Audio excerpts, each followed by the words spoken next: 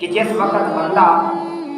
وضو کرتے اللہ کے گھر کی طرف نماز کے ارادے واسطے چلتا ہے تو اللہ تبارک و تعالیٰ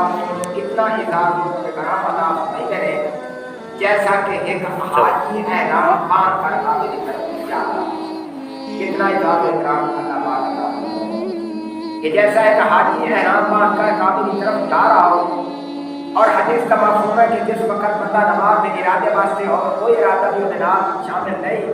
اور اللہ کے گھر کی طرف نماز کے ارادے واسطے چلتا ہے تو اللہ تبارک و تعالیٰ اسے ہر قدم پہ ایک نیکی عطا کرتے ہیں اور ہر قدم پہ ایک جنت کا درجہ بلند کرتے ہیں اور ہر قدم پہ ایک خطا معاف لکھتے ہیں۔